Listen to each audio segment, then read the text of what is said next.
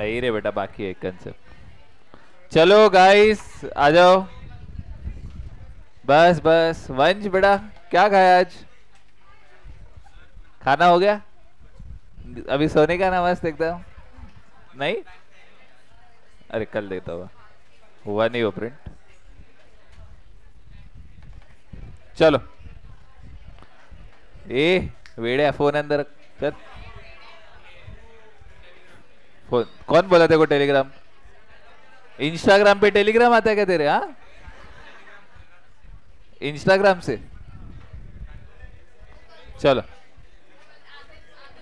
चलो गाइस, एक यूनिट आपका ऑलमोस्ट पूरा खत्म हो चुका है, एकदम छोटू सा पार्ट बाकी है।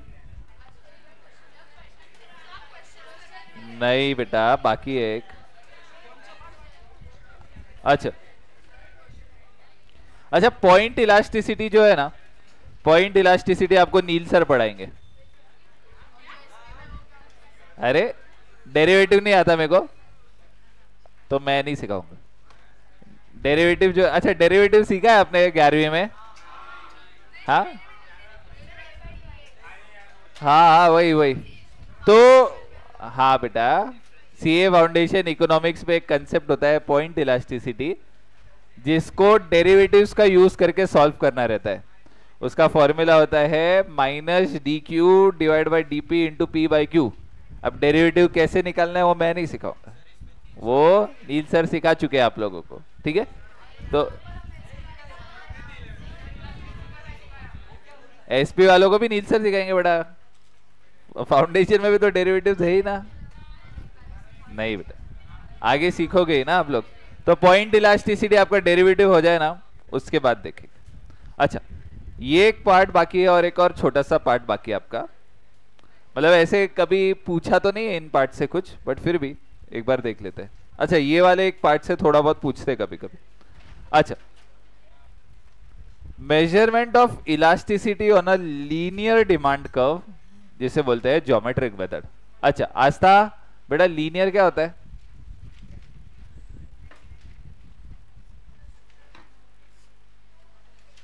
दो इक्वेशंस। अच्छा, लीनियर इक्वेशन, हाँ वाह। नहीं बेटा, रहता क्या होता है बेटा लीनियर? अच्छा रुको, खोलो उनसे पूछते। 4वीं, अगर सही आंसर दिया तो अंदर, नहीं तो बाहर। रुक जा रुक जा रुक। 4वीं, लीनियर क्या होता है?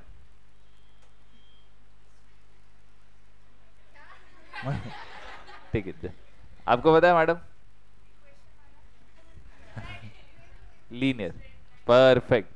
लीनियर बोले तो एक स्ट्रेट लाइन। बेटा इधर ही बैठो, फर्स्ट बेंच पे। आप जाओ पीछे, आप बैठो पीछे, फर्स्ट बेंच पे बैठ। हाँ बेटा, हाँ हाँ हाँ, ओके।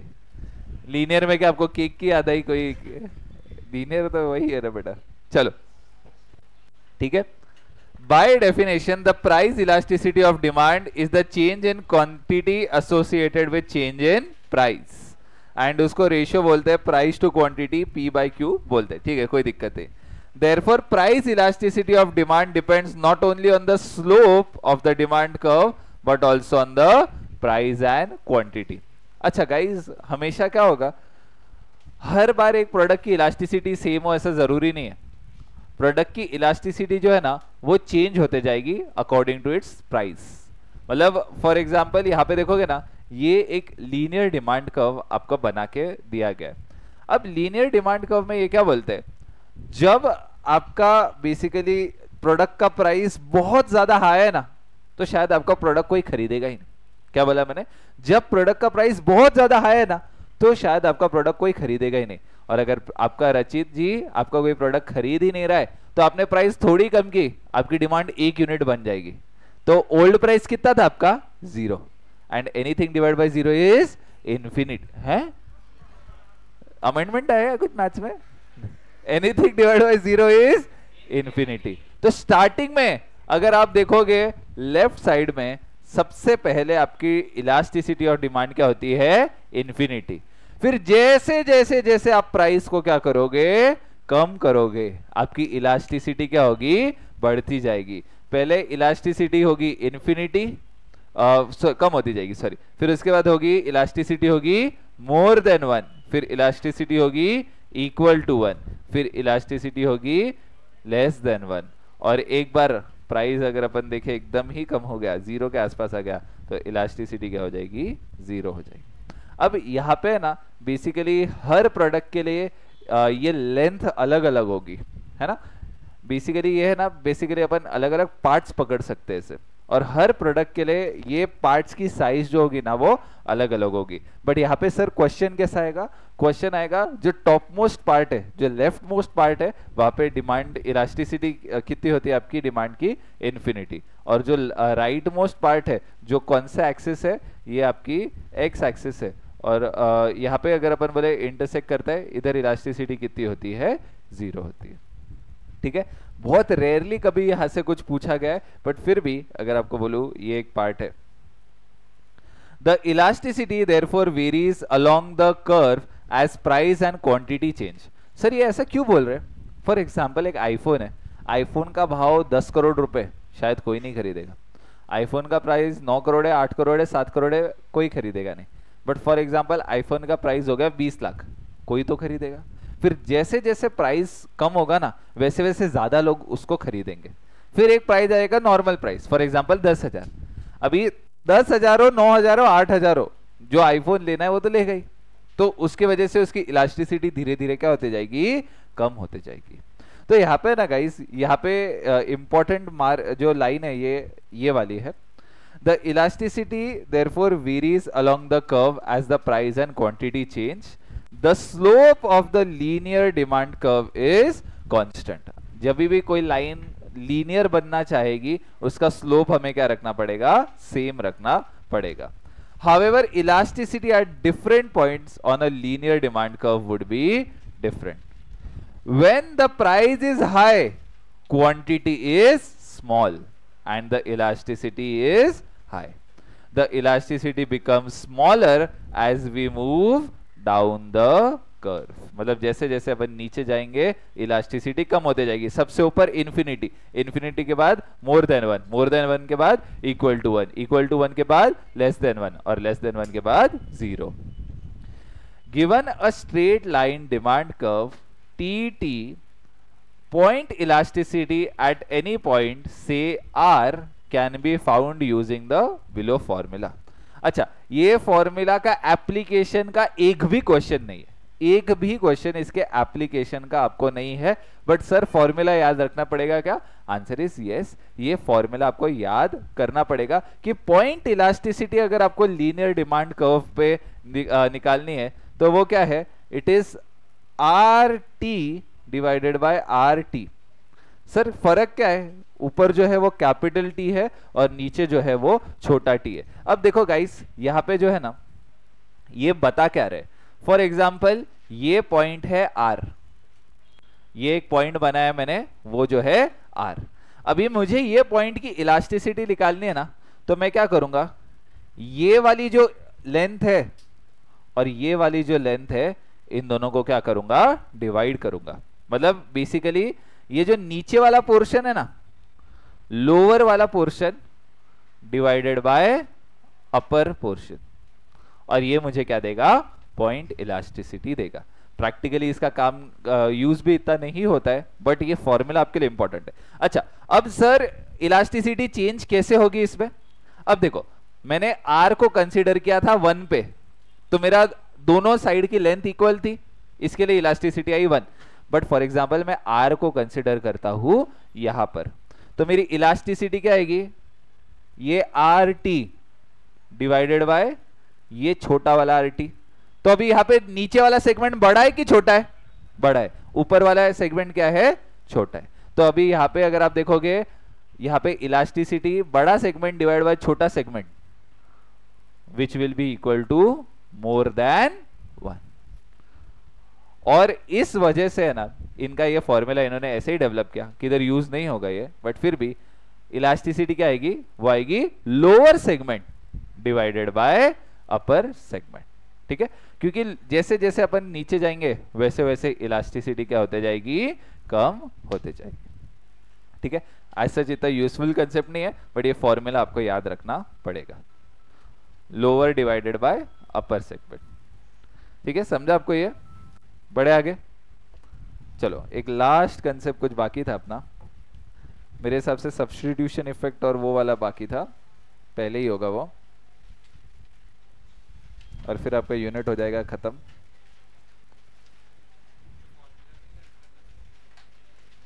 किसके? नहीं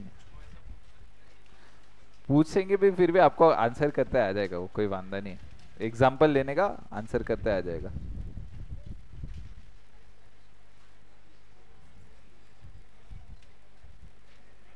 कौन सा पेज नंबर है, किसी को पता है क्या वो?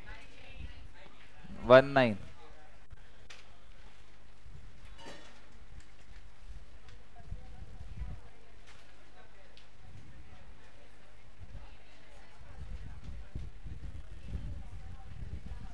ठीक, ओके, लास्ट पार्ट, बाकी आपका यूनिट हो चुका है खत्म। लास्ट पार्ट है गाइज आपका rationally of the law of demand. पार्श्व रैशनली बोले तो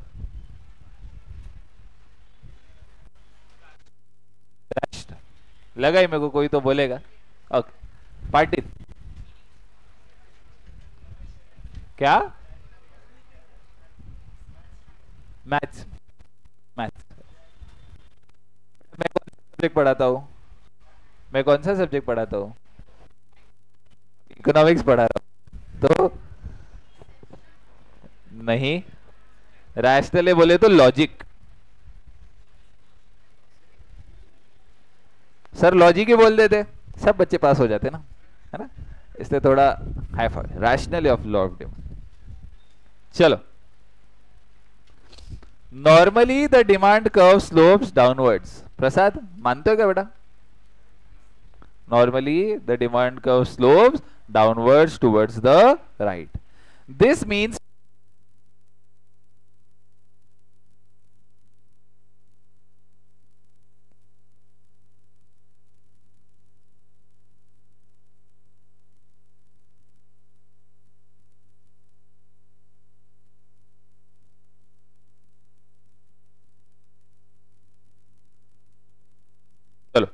this means the people buy more at lower prices.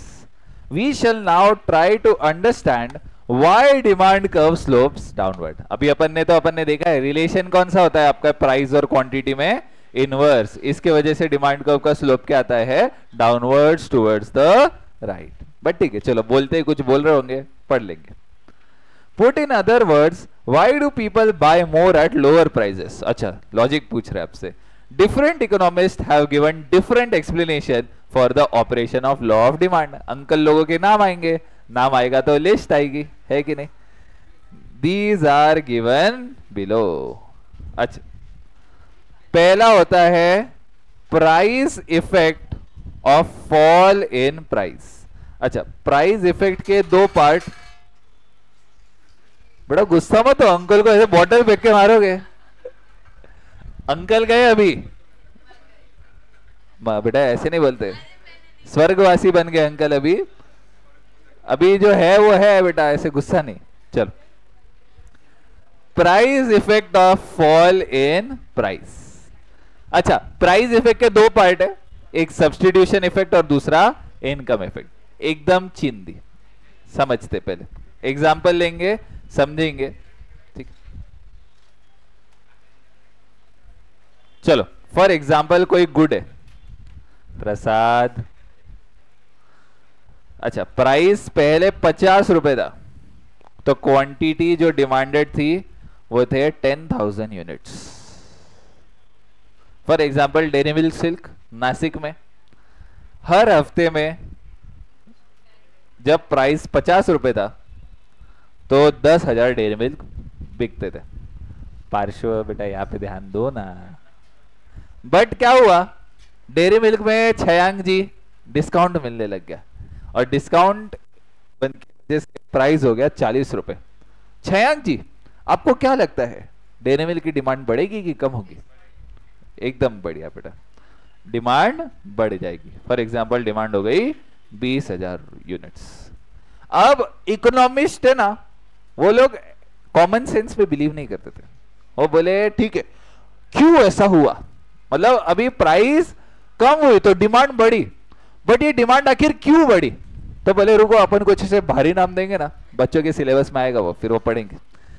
तो अभी अपने अंकल लोग हैं, पहले अंकल दो लोग हैं, एक हिक्स एंड एलन। अरे मस्ती नहीं कर रहा हूं,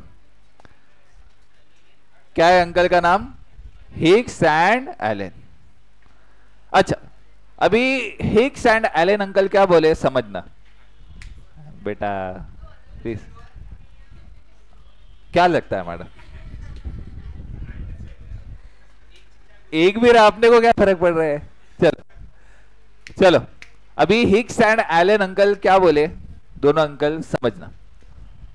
अब है ना, ये बोले कि पहले ना डेयरी मिल्क भी 50 रुपए का था और किटकैट भी 50 रुपए का था। क्या बोला? डेयरी मिल्क भी 50 रुपए का था और किटकैट भी 50 रुपए का था। अब क्या हुआ? डेयरी मिल्क 40 रुपए का हुआ, बट अभी भी other things remaining constant. KitKat कितने का है? 50 रुपए का है। कितने रुपए का है? 50 रुपए का है। अब गाइस वो बोले कि relatively as compare to substitutes, क्या बोला? As compare to substitutes dairy milk क्या हो गया? सस्ता हो गया। क्या बोला? As compare to substitutes dairy milk क्या हो गया? सस्ता हो गया। इसीलिए जो लोग किटकैट खा रहे थे वो लोग भी क्या खाना चालू हो गए? डेयरी मिल्क खाना चालू हो गए। और इस इफेक्ट को हिक्स एंड एलन अंकल ने क्या नाम दिया? Substitution effect. क्या नाम दिया इन्होंने? Substitution effect. समझे क्या कंसेप्ट क्या है उनका? बात तो सही है उनकी, बट अभी अपने को ये थोड़ा रीड तो करना पड़ेगा। हाँ हो सकता है। चलो, substitution effect. Hicks and Allen have explained the law in terms of substitution and income effect। दोनों इफेक्ट किसने बोले? Hicks and Allen. तो ये किधर लिखेंगे? लिस्ट है अंकल लोगों की, खोलो, खोलिए। अच्छा, इकोनॉमिस्ट के नाम में लिखो हिक्स एंड एलन।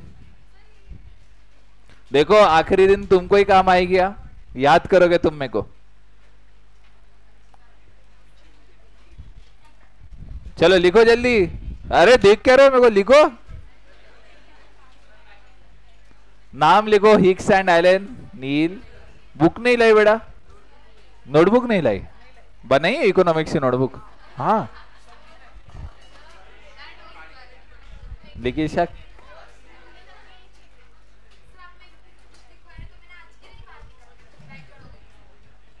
बेटा अभी जड़ करेगी तो मैं क्या करूं? चलो, अरे बच्चों लिखो, पहले कॉलम में लिखो हिक्स एंड एलन और दूसरे कॉलम में लिखो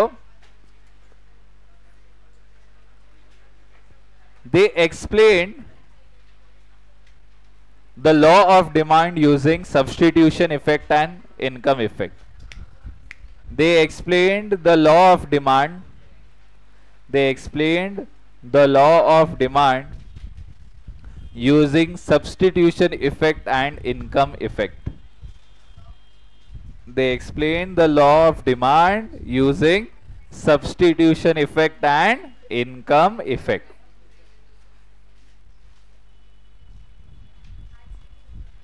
ठीक, देखो तुम लोग नहीं लिखोगे उसमें मेरा कोई नुकसान नहीं, तुम्हारा ही नुकसान। ठीक है, ऐसे 5-6 मार्क्स जब मेन एग्जाम में जाएंगे ना, समझो कभी कभी ऐसे हो भी सकता है, ऐसे होना नहीं चाहिए। फॉर एग्जाम्पल रुको,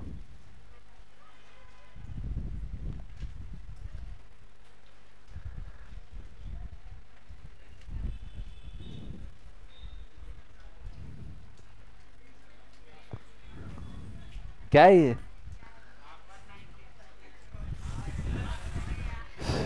पास होके भी हम कितने दूर हैं।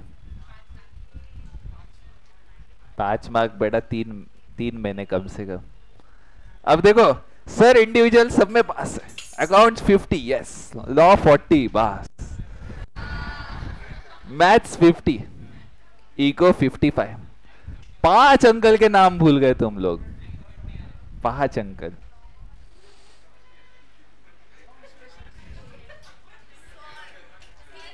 इसलिए अंकल के नाम याद रखो, अंकल के नाम याद रखोगे बाकी भी पढ़ोगे। 90 हो गया ना। देखो स्कोर ऐसा आना चाहिए, मैं बताता हूं स्कोर क्या आना चाहिए। नहीं नहीं, 95, 70, 95 और 100 इको में बेटा। नहीं नहीं, मेरे मार्क्स नहीं बेटा, मेरे बच्चों के मार्क्स आएंगे ऐसे। अब टोटल निकालो। 10 मार्क्स चाहिए देखो। हाँ चमने क्या बेटा? अरे बेटा paper number 1 accounts, paper number 2 law, paper number 3 maths और पेपर नंबर 4 इको। सिंपल। आ गया ना अच्छा स्कोर है कि नहीं? ऐसा स्कोर आना चाहिए। क्या इको में कम मिले तो लॉ में ज्यादा लाने की? हाँ हाँ चलो ओ मैडम, चलो अच्छा चलो भावुक नहीं होंगे। कंक्लूजन क्या है? अंकल लोगों का नाम लर्न करना है, ठीक है? चलो हाँ बेटा बस चलो। 5 मार्क्स था बेटा, वो 5 मार्क्स समझते हो आप? देखा ना अभी 5 मार्क, एक एक मार्क की कीमत समझो आप लोग। चलो ओके बस बस बेटा बस। चलो आयुष यहाँ पे रहते। चलो हिक्स एंड एलन ने 2 इफेक्ट बताए, सब्स्टिट्यूशन इफेक्ट और income effect. The substitution effect, अभी यार देखो मैंने कैसे सरल भाषा में समझाया, इनकी भाषा देखो एक number. The substitution effect describes the change in demand for a product when its relative price changes. When the price of a commodity falls, the price ratio between items change and it becomes relatively cheaper than other commodities. मतलब क्या? Cadbury का भाव 50 से 40 हो गया, it became cheaper as compare to KitKat. मतलब क्या? Substitute good से क्या हो गया? वो कंपेरेटिवली सस्ता हो गया। Assuming that price of all other commodities remain constant, it induces consumers to substitute the commodity whose price has fallen for other commodities. मतलब किटकैट खाने के बजाय लोग क्या खाएंगे? डेयरी मिल्क खाएंगे, which have now become relatively expensive। मतलब KitKat relatively expensive हो गया, कैडबरी रिलेटिवली सस्ता हो गया, तो लोग क्या करेंगे? ज्यादा कैडबरी खाएंगे instead of KitKat. This result in the result is that the total demand for a commodity whose price has fallen increases। इसको कौन सा इफेक्ट बोलते हैं guys? Substitution effect. When the price falls, the substitution effect is always positive। अच्छा price fall होगा तो substitution effect positive रहेगा, मतलब डिमांड क्या होगी? बढ़ेगी। It will always cause more to be demanded। अच्छा सब्स्टिट्यूशन इफेक्ट स्ट्रॉन्गर कब रहेगा? अच्छा जब गुड्स है ना क्लोज सब्स्टिट्यूट्स है ना, तब सब्स्टिट्यूशन इफेक्ट ज्यादा रहेगा। जैसे पेप्सी और कोक है, और पेप्सी का भाव कम हो गया, कोक का भाव उतना ही है, तो डिमांड किसकी बढ़ेगी? ज्यादा, पेप्सी की बहुत ज्यादा बढ़ेगी। क्यों? दोनों गुड्स क्या है? क्लोज सब्स्टिट्यूट्स है, एक दूसरे से एकदम इजीली रिप्लेसेबल है। दूसरा, there is lower cost of switching to the substitute goods. अच्छा कॉस्ट ऑफ स्विचिंग का मतलब समझना। फॉर एग्जाम्पल मेरे पास है ना, मेरे पास ऑलरेडी मेरे सॉफ्टवेयर है ना सब विंडोज में चलते। अगर मेरे सारे सॉफ्टवेयर विंडोज में चलते, मेरे को अगर iOS में शिफ्ट करना है, बेसिकली मैक में शिफ्ट करना है, मैकबुक में, तो मेरे को मेरे एम्प्लॉइज को ट्रेनिंग देनी पड़ेगी, मेरे को नए सॉफ्टवेयर खरीदने पड़ेंगे, जो मेरे लिए क्या रहेगा? कॉस्टली रहेगा। तो भले ही दोनों सब्स्टिट्यूट्स है, मैं इजीली है ना, मैं विंडोज से लेके iOS में शिफ्ट नहीं होऊंगा। रीजन क्या है? क्योंकि वहां पे क्या है? स्विचिंग कॉस्ट है। अगर स्विचिंग कॉस्ट ज्यादा रहेगा ना, तो मैं जल्दी से अपना प्रोडक्ट को चेंज नहीं करूंगा। बट वहां पे जैसे मेरे को कैडबरी है और ये था डेयरी मिल्क था और किटकैट था, मेरा कोई स्विचिंग कॉस्ट है क्या इसमें? मेरे को कोई नुकसान करना पड़ेगा, एडिशनल कॉस्ट पे करना पड़ेगा क्या? नहीं। तो इस केस में सब्स्टिट्यूशन इफेक्ट क्या रहेगा? ज्यादा रहेगा। अच्छा, स्विचिंग कॉस्ट बेसिकली ना अगर आपको बोलूं मोस्टली टेक प्रोडक्ट्स पे ज्यादा देखने मिलेगा, टेक्नोलॉजी बेस्ड प्रोडक्ट्स रहते हैं ना, उसमें क्या देखने मिलेगा आपको? स्विचिंग कॉस्ट देखने मिलेगा। और लास्ट में there is lower inconvenience while switching to the substitute goods. For example किसी को किटकैट ही पसंद है तो वो तो किटकैट ही खाएगा, उसको भले ही कैडबरी का भाव कम हो गया उससे फर्क नहीं पड़ेगा। अब यहाँ पे इनकन्वीनियंस मतलब क्या?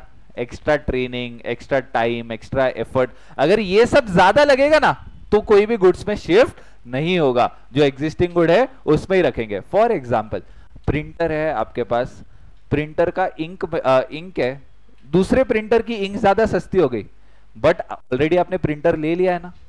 अगर आप नया प्रिंटर लोगे तो आपको खर्चा लगेगा जिसे हम बोलेंगे स्विचिंग कॉस्ट, इसकी वजह से आप खरीदोगे क्या? नई प्रिंटर की इंक?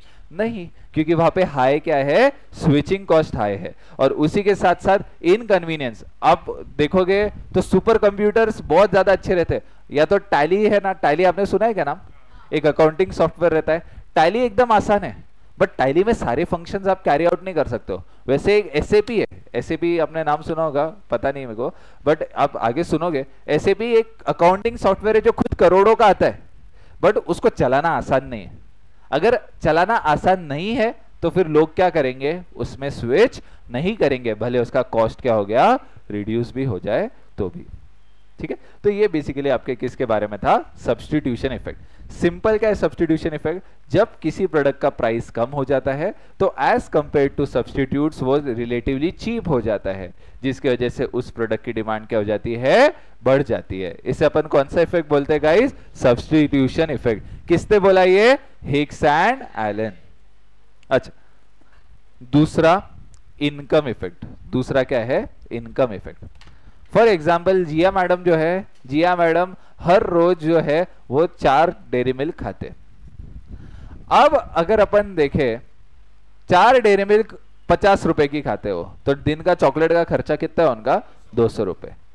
बट अगर डेयरी मिल्क का भाव कम होके 50 से 40 हो गया तो जिया मैडम तो खुश हो गई, अरे वाह डेयरी मिल्क का प्राइस जो है वो कम हो गया। तो बोलेगी अभी भी मैं 200 रुपए खर्चा करूंगी उस डेयरी मिल्क पे। पहले कितने खा पा रही थी आइसक्रीम? 4। अभी कितना आइसक्रीम खा पाएगी? 5 आइसक्रीम खा पाएगी। ठीक है, तो आपको समझा ये वाला जो इफेक्ट होता है, मतलब भले ही अगर अपन देखें उनकी इनकम में कोई चेंज नहीं है, बट सेम इनकम में वो ज्यादा नंबर ऑफ यूनिट्स खरीद पा रहे।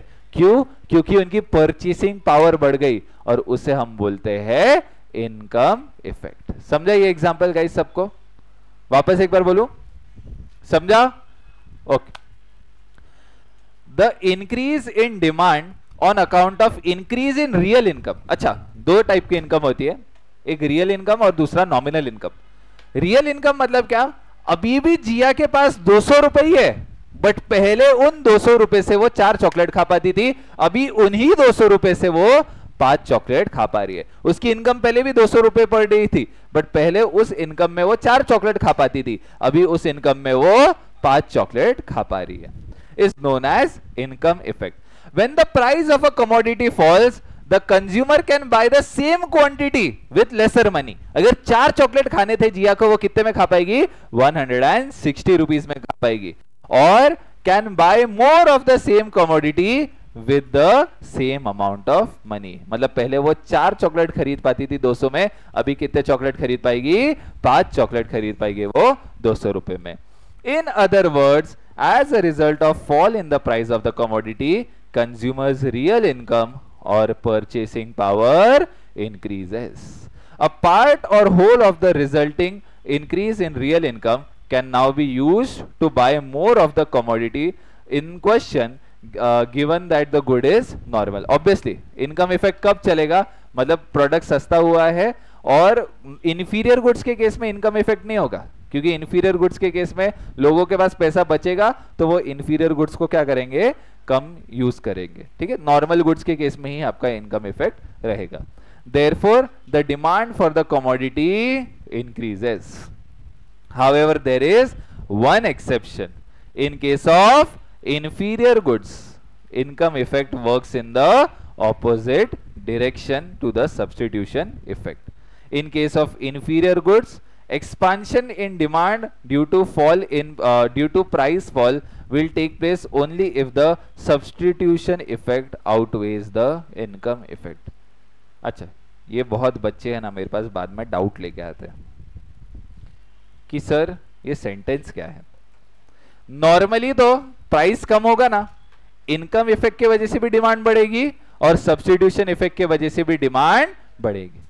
बट इंफीरियर गुड्स के केस में सब्स्टिट्यूशन इफेक्ट की वजह से डिमांड बढ़ेगी और इनकम इफेक्ट के वजह से डिमांड घटेगी. क्या बोला? इंफीरियर गुड्स के केस में अगर आपके प्रोडक्ट का प्राइस कम होता है, क्या बोला रचित? इंफीरियर गुड्स के केस में अगर आपके प्रोडक्ट का प्राइस कम होता है, सब्स्टिट्यूशन इफेक्ट की वजह से डिमांड बढ़ेगी और इनकम इफेक्ट की वजह से डिमांड घटेगी. क्योंकि जैसे इनकम बढ़ जाती है कंज्यूमर की, इंफीरियर गुड्स की डिमांड क्या हो जाती है? कम हो जाती है. अब ये दोनों ऑपोजिट डायरेक्शन में जा रहे हैं, तो हमें क्या देखना है, कौन ज्यादा स्ट्रांग है, इनकम इफेक्ट की सब्स्टिट्यूशन इफेक्ट? अगर सब्स्टिट्यूशन इफेक्ट ज्यादा स्ट्रांग है ना तो इंफीरियर गुड्स की डिमांड बढ़ेगी, और वहीं पे इनकम इफेक्ट ज्यादा स्ट्रांग है तो इंफीरियर गुड्स की डिमांड कम होगी. ठीक है, ये इस सेंटेंस के थ्रू ये लोग बोलना चाह रहे हैं.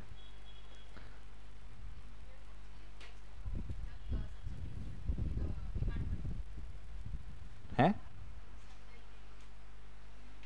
Substitution effect. अच्छा देखो, फॉर एग्जाम्पल इंफीरियर गुड है, ये इंफीरियर गुड्स है, उनकी प्राइस 50 से 40 हो गई. अब यहां पे as compare to other goods inferior goods और ज्यादा सस्ता हो गया, तो सब्स्टिट्यूशन इफेक्ट की वजह से इंफीरियर गुड्स की डिमांड क्या होनी चाहिए? बढ़नी चाहिए. बट इनकम इफेक्ट क्या बोलता है इंफीरियर गुड्स के केस में? अगर इनकम बढ़ेगी तो इंफीरियर गुड्स की डिमांड कम होगी. तो इनकम इफेक्ट की वजह से ना इंफीरियर गुड्स की जो डिमांड है वो क्या होगी? कम होगी. अब आपको देखना है कौन सा इफेक्ट ज्यादा स्ट्रांग है. फॉर एग्जांपल सब्स्टिट्यूशन इफेक्ट की वजह से 50% से डिमांड बढ़ी और इनकम इफेक्ट के वजह से 30% से डिमांड कम हुई, तो नेट नेट में डिमांड कितने परसेंट से बढ़ी?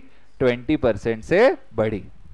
अगर सब्स्टिट्यूशन इफेक्ट स्ट्रॉन्गर है इनकम इफेक्ट से तो डिमांड बढ़ेगी. वहीं पे अगर सब्स्टिट्यूशन इफेक्ट के वजह से डिमांड जो है वो 10% बढ़ती और इनकम इफेक्ट की वजह से डिमांड 30% से कम होती, तो नेट नेट में क्या हो गया? यहाँ पे डिमांड कम हुई. कितने परसेंट से कम हुई? 20% से कम हुई. तो आपको देखना है कौन सा इफेक्ट ज्यादा स्ट्रांग है, इनकम इफेक्ट की सब्स्टिट्यूशन इफेक्ट. कौन से गुड्स के केस में? केवल इंफीरियर गुड्स के केस में. ठीक है, चलो. तो ये किसने बोला था guys? Hicks and Allen. Okay, अभी तो ठीक है, अभी मेन पार्ट हो गया, अभी चिंदी पार्ट एकदम. अभी अगला है utility maximizing behaviour of consumers. अच्छा, पिंगड़े यूटिलिटी क्या होता है?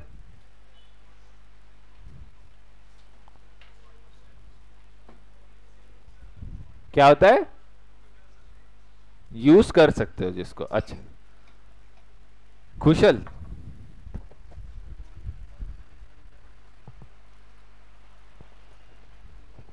पढ़ा है आप लोगों ने? 11वीं इकोनॉमिक्स में पढ़ा होगा ना. Want satisfying power of a commodity, उसे हम क्या बोलते हैं? यूटिलिटी. अच्छा, कोई भी कंज्यूमर यूटिलिटी कम रखना चाहेगा कि ज्यादा? क्या बोला मैंने? कोई भी कंज्यूमर यूटिलिटी कम रखना चाहेगा कि ज्यादा? Perfect. Utility maximizing behaviour of consumers. A consumer is in equilibrium. अच्छा, इक्विलिब्रियम कंसेप्ट अभी तक मैंने आपको नहीं सिखाया है, बट अभी के लिए आप समझो एक ऐसा पॉइंट जहां पर डिमांड और सप्लाई इक्वल रहते हैं उसे हम बोलते हैं इक्विलिब्रियम. बट यहाँ पे ये इक्विलिब्रियम अलग है थोड़ा, बट फिर भी एक बार पढ़ लेते. Consumer is in equilibrium. Equilibrium मतलब क्या? वो सेटिस्फैक्शन को क्या रख रहा है? मैक्सिमम रख रहा है. when the marginal utility of the product is equal to its price. लिख दो, we'll see in unit 2. कल से चालू करेंगे ना, एकदम बढ़िया एग्जाम्पल लेंगे, पूरा यूनिट ऑलमोस्ट एक दिन में ही सिखा दूंगा आपको, कंसेप्ट बाकी पढ़ेंगे अपन 4-5 दिन, बट कंसेप्ट एक ही दिन में हो जाएगा आपका। चलो बस बस देखो मत, अरे कितने पेज है वो, बस बस बस रुक जाओ। अकॉर्डिंग टू मार्शल, आ गए अंकल, इसलिए एंड में रखा था ये। मार्शल बोले तो कौन सा मार्शल दिनेश? अच्छा, एल्फ्रेड मार्शल। लिखो मत इधर, यूनिट 2 में मार्शल की बातें करेंगे पूरा, है ना? ठीक है, तो इसके इधर लिख दो, पूरा ये पॉइंट है ना अपन कहां पे देखेंगे? यूनिट 2 में देखेंगे, उसमें अपन एकदम डीप में कंसेप्ट पढ़ते हैं, तो वो जो है अपन यूनिट 2 में ही देखेंगे, ठीक है? अच्छा, सेकेंड पॉइंट में लिख दिया, will see in unit 2। Unit 1 का क्वेश्चन नहीं पूछूंगा, यूनिट 1 के पेपर में इसका क्वेश्चन नहीं पूछूंगा, सीधा यूनिट 2 में ही पूछूंगा इसका, ठीक है? अब है तीसरा point, arrival of new consumers. अच्छा, पहले जब प्रोडक्ट की प्राइस 50 रुपए होती थी ना, मेरे जैसे गरीब लोग उस चॉकलेट को खा नहीं पाते थे, बट जैसे ही प्राइस 40 रुपए हो गई, तो मेरे जैसे और भी गरीब लोग वो क्या करने लग गए? वो प्रोडक्ट को यूज करने लग गए। तो जैसे ही प्रोडक्ट की प्राइस कम होती है, तो न्यू कस्टमर्स उस प्रोडक्ट को खरीद पाते हैं, जिसके वजह से उस प्रोडक्ट की डिमांड बढ़ जाती है। इसे हम क्या बोलते हैं? Arrival of new consumers. When the price of the commodity falls, more consumers start buying it because some of these who could not afford to buy it earlier may now be able to buy it। जैसे 50 रुपए का chocolate मेरे जैसा गरीब नहीं खरीद पाता था, बट जैसे चॉकलेट का भाव 40 रुपए हो गया, थोड़ा बहुत हम लोग खरीदने लग गए। This raises the number of consumers of the commodity at a lower price and hence the demand of the commodity in question increases। ठीक है, बेसिक सी बात है, मतलब इतना इन्होंने एक लाइन भी दिया होता ना तो काम हो जाता, बट ठीक है कोई बात नहीं। अच्छा, अगला आता है डिफरेंट यूजेस, लास्ट पॉइंट, और आपका यूनिट हो गया खत्म, खल्लास। डिफरेंट यूजेस बोले तो क्या? पहले फॉर एग्जांपल दूध महंगा था, तो अपन क्या कर रहे थे? दूध को बस अपन नॉर्मली कोई बीमार है तो उसको यूज कर रहे, उसको तो बोलते थे भाई तू बीमार है दूध पी ले। बट जैसे दूध सस्ता हो गया, अपन ने पनीर बनाया, और सस्ता हुआ अपन ने छाछ बनाया, और सस्ता हुआ अपन ने चीज बनाया, और सस्ता हुआ अपन ने कुछ और बना दिया, है ना? जैसे जैसे वो प्रोडक्ट का प्राइस कम होता है ना, अपन उसको और अल्टरनेटिव यूजेस के लिए काम में ले सकते हैं, जिसकी वजह से उस प्रोडक्ट की डिमांड क्या होती है? बढ़ जाती है। इसे हम क्या बोलते हैं? Different uses. Many commodities have multiple uses. When the price of such commodities are high, they can be put to limited use only. If the price of such commodity fall, they will be put to a number of uses and therefore their demand will increase. Thus, the increase in number of uses consequent to fall in price make the buyer demand more of such commodity, making the demand curve slope downwards. Example इन्होंने दिया है electricity. Electricity महंगी है तो बस light और पंखा चलाओगे, जैसे इलेक्ट्रिसिटी का भाव कम हो गया, आप एसी भी चलाओगे, टीवी भी चलाओगे, फ्रिज भी चलाओगे, वॉशिंग मशीन भी चलाओगे, हर एक प्रोडक्ट चलाना चालू कर दोगे, ठीक है? और ऐसे ही खत्म होता है आपका चैप्टर नंबर 2 का यूनिट नंबर 1, ठीक है? चलो, कल आपको क्वेश्चन बैंक दूंगा मैं, सब सॉल्व करेंगे। जिसको भी लगता है कोई भी क्वेश्चन में मिस्टेक है, अपन टेलीग्राम ग्रुप में डाल देंगे कि कौन से क्वेश्चन का आंसर चेंज होके क्या है, ठीक है? बट मेरे को सबसे हार्डवर्क चाहिए। चलो बाय बाय, आज जल्दी छोड़ दिया तुम लोगों को।